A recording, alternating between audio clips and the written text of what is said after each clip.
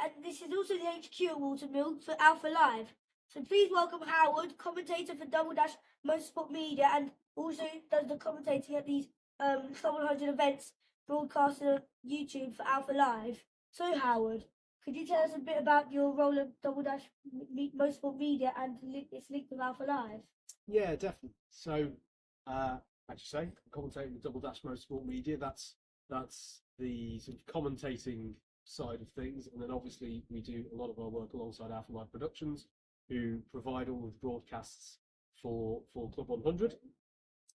There's a fantastic community of commentators who get involved across all of the portfolio of Club 100 championships.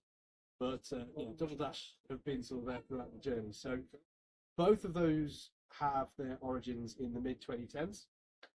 So briefly on Double Dash Motorsport Media, that's something that I've run for a number of years with Andrew. Andrew's really the founder of that. We both went to the same university, went to the University of Birmingham, and we both became involved in the motorsport club there.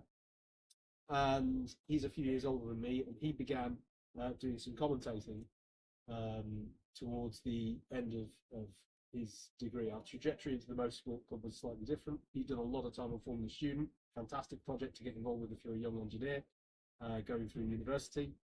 And he'd done really well there. And meanwhile, I'd always focused on the racing side with the motorsport club. And then he came across the motorsport club, and that's really where we met. And he began to do some commentating towards the end. And if you find some really early stuff from Double Dash, it comes under this banner of ARM Motorsport Media, which I don't know. We probably don't want people to dig out because some of it's us getting really used to things early on. But as I came to the end of my time, we both competed in the British Universities Karting Championship, which of course is a Club 100 provided series. It has been since pretty much the beginning in the early 2000s. And I had done a bit of work as the media officer for my university club, and I really liked the idea of giving commentating a go. He'd started doing a few bits and pieces with British Universities Karting Championship and also some esports as well. And I just decided to take the punt, and I recorded myself at the side of the track commentating on a BUKC race in between me being on circuit.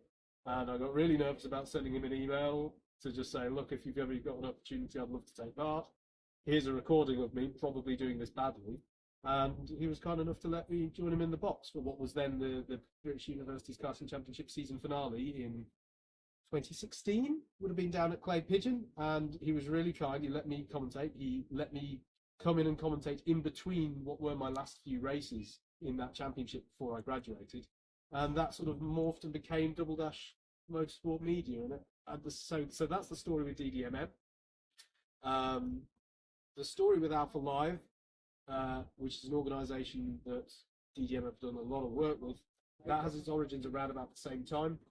The mid 2010s. I mean, shout out here to Nick Oscar. He's the main guy over at Alpha Live, and also James Fitch, who's been in there since the beginning as well. A whole host of other people. I can't name them all now. Fantastic group together.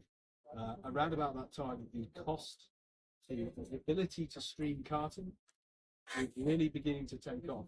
You know, if you go back in time, previously, you might catch a few of the really high tier karting series, the world level karting series on TV. But the ability to have remote cameras around, obviously with the rise of technology, there are many others, but things like GoPro and stuff like that allowed for streaming to take off. And Alpha Live began around about that same time, around about the 2015, 2016 time. And DDMM's first involvement with them actually started right here, pretty much where we're sat right now. Before this clubhouse, you'll hear on broadcast, Sandra and I call this the new clubhouse because we're quite old. But before this clubhouse was built, there was a sort of porter cabin here, right where timing is, and there was a series called the Northampton Karting held here, and that was really the test bed for a lot of Alpha Live production, trying stuff out. And Andrew and I were the commentators throughout. We used to turn up on a Wednesday evening and commentate on that. And this is probably way more detail than you were after, I don't know. But and from there, that was where the partnership began, really. And Alpha go off and do more stuff than they just do with DDMM, and likewise we've had some exciting projects with DDMM, but we always seem to keep coming back together. And Club 100, although we did do that NKL stuff, the origins we had with the British University Karting Championship and everything there on the broadcast of Club 100 means that DDMM and Alpha Live have pretty much had that partnership working all the way since the beginning, and now here we are some 8 years later, still doing it, still enjoying going around and talking about Club 100 racing. Oh, go. Howard, what are the key elements you look for when covering the karting race? Well, I think the thing is, I always love strategy. So I started off as a kid really loving Formula One. It was actually my grandma that got me into Formula One originally back in the early noughties. And then as I got older, I branched out to loving other forms of motorsport, sports cars, actually loving doing sports cars. And I think the reason for that is the strategy. And I think not what people miss, but I think the thing to really tease out in a race, even in a sprint race, even they're relatively short races, but there is strategy at play. Like you're always, okay, you might not always be fighting for position right, every single corner, but there is a story to the race. There's always a narrative. We often talk about a race sort of simmering away into the boil. There's a beginning, a middle, and an end. How do people nail the start? That's always the first question. And then you'll sort of settle into a rhythm where everyone assesses how that start went, and then goes, okay, what's within the realm of the possible? What might I be able to get out of this? Or am I on a bit of a recovery drive? Am I on a really defensive drive because I've maybe been able to pass people that, I don't know, maybe they've got the pace advantage? Are the conditions going to change? All these sorts of things. So there's that middle phase where you settle into a rhythm and try and work together a bit more, like you're forming little alliances. And then you get into the end game where it's okay, All or nothing. All or nothing, exactly. May have been working with this person for the last 10 laps, but now this is the best result. We're not going to catch those folks up front, or maybe we can, and we need to keep the alliance for a bit longer.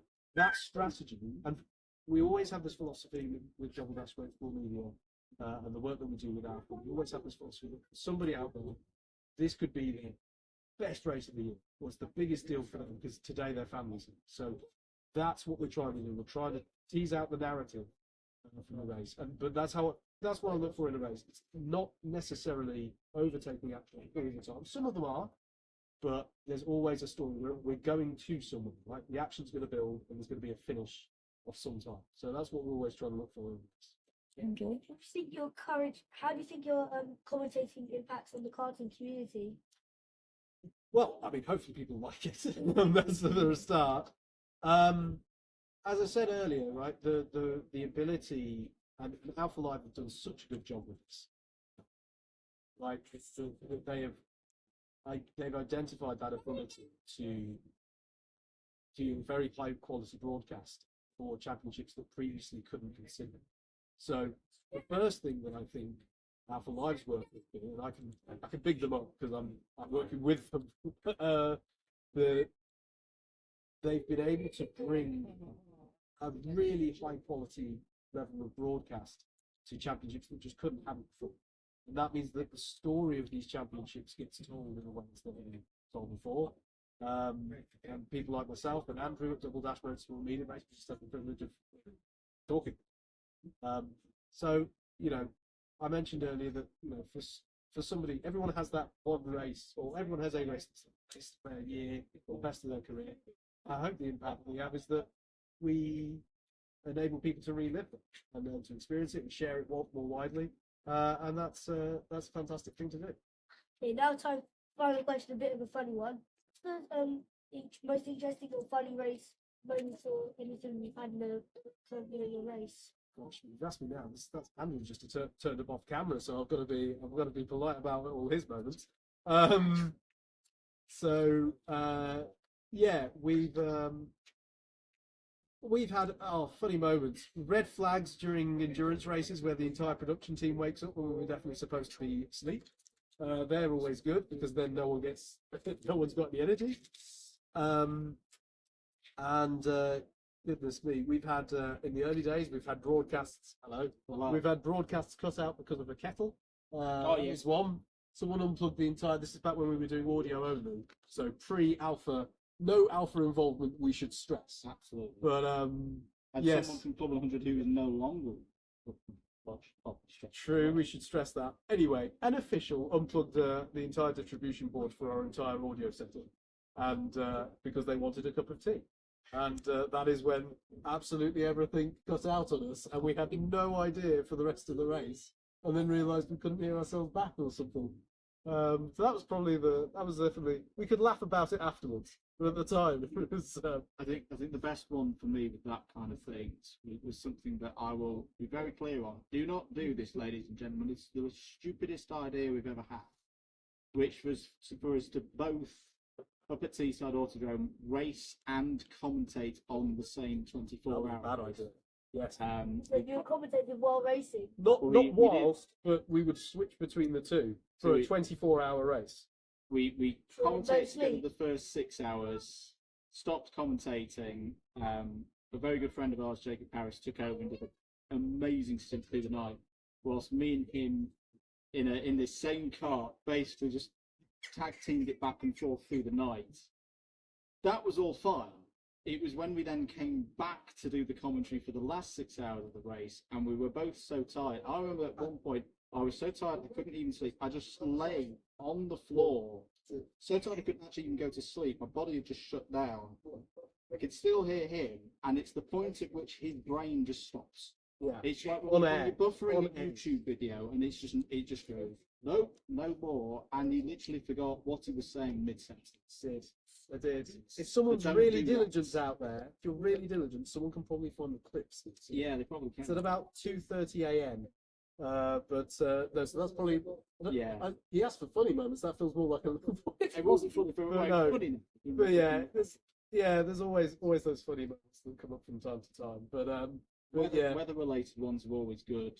A few years ago, here, in fact, for Wilton Mill Park Club, we had a race invaded by a flying bin. That was pretty entertaining to commentate. we did.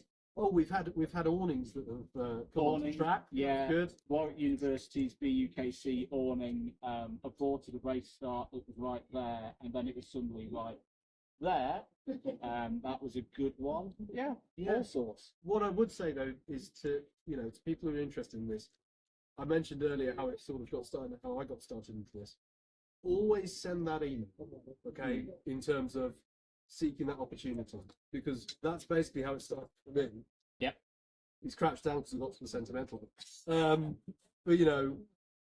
I remember sort of hovering on that send button when I had that sort of demo clip that I was sending away. Like, is this going to come over the wrong way? Just send it like an overtake, right? Just send it. Just give it a go, and for all you know, they'll say yes. Tried. Yeah, you've tried, and the worst they can say is no, and you'll learn from it. As it turned out on this occasion, it was a yes, and he's not been able to get rid of me in common box with Kevin Lynch. Even if he tries. Small points for me. Arguably the most frustrating one first, patience. You have to have a lot of patience in this game for the right door, right time to open, and never think a no is reflective completely on your talents at the time. Always reflect on it and go, well, what can I do better? Why did maybe that individual get the role over me? What did they do differently, etc., etc.? Because it's a lot of it's not just about commentating; it's about all the behind the scenes stuff and what you like to work. Don't think about the next one, which is reliable. Be reliable. Turn up when you say you're going to turn up.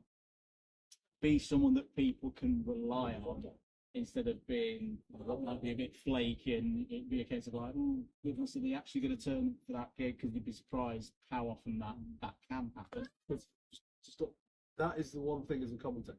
It's like, I mean, it's a fantastic team that we work with on Alpha Live and across all the broadcasts we do, but it is so critical. You are the narrator. Yeah. So you've got to be there, otherwise there is no story. No. It's and there's been times where it's been that case of like, so dang it. That's going a little bit too far. Anyway, but be reliable. That's a hugely important one. If people know that you're going to turn the light and you do a good job, like it is, you're going to get rebound or something. The next one's integrity. we've always said this from the very start of doing this. When we're commentating on racing like we are today, it's not about us, it's about you guys. You're the stars out there. We're telling your story. So whether it be somebody's first win, somebody's first 10, A final, whatever, we always try and get that in. But you've got to be fair. You've got to be down the line. You can't have your favourites. You've got to be fair and integral with that. And the last one is these are actually ones that I took from, I think, university graduation the other day. She was talking about this. It was also arrogance, and to not be like, yeah, I've made it now. I'm the big boss, because there's always somebody who is now in the position you were a year ago, 2 years ago, 5 years ago. It's competitive. It's a really, really competitive thing, and having that humbleness to go, I'm really lucky doing what I'm doing. Keep working hard at it. Don't rest on your laurels and don't be arrogant in that manner. So those are the four: patience, reliability, integrity, and don't be arrogant. Yeah, thanks a lot, guys. It helped me learn quite a bit, and now all the people out there know a lot about Double Dash Media, Motorsport, and Alpha Live, and the link between us. Bye, guys.